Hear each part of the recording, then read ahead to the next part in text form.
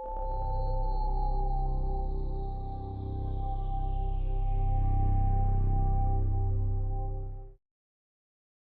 I'm Dave Ulrich. I'm a professor of business at the Ross School of Business at the University of Michigan and a partner in the RBL Group.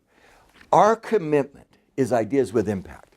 The idea we're trying to get is leadership, but we don't just want leadership, we want leadership that will sustain results and have sustainable impact.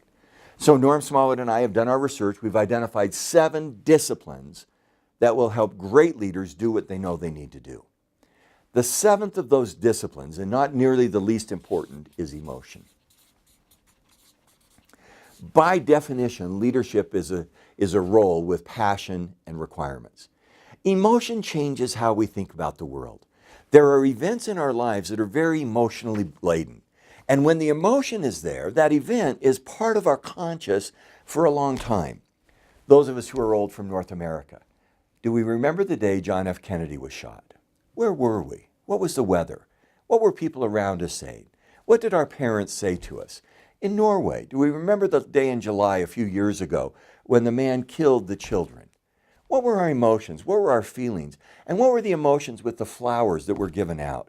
Do you remember where you were when the space shuttle exploded, when 9/11 happened? Do you remember when your first child was born? I said that once to a group and almost all the women said, duh. It's hard for me to forget that. But the emotion of that day is so powerful. When you were married, and somebody added, when I was divorced.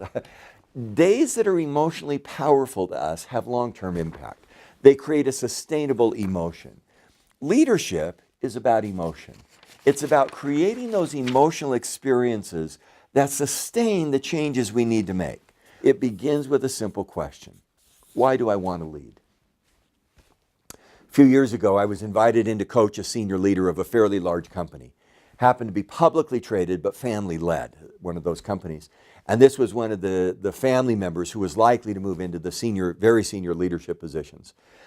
I went off to a room with him and I said, I'm looking forward to coaching you. He said, thank you. And I said, why do you want to be coached? And he said, to tell the executives and my father that I am.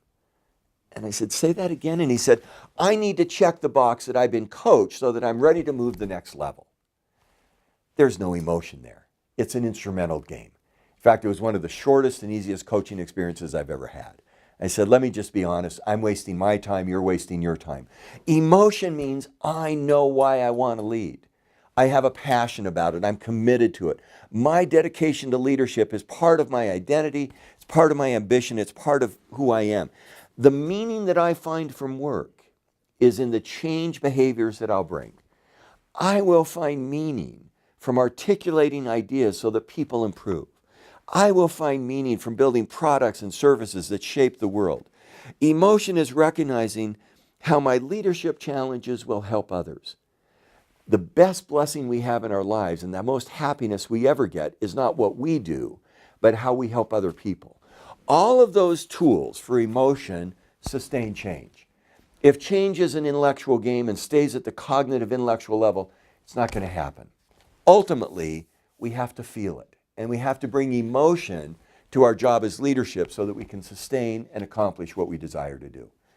I hope you have good emotions and are willing to talk about those honestly. Thanks for your time.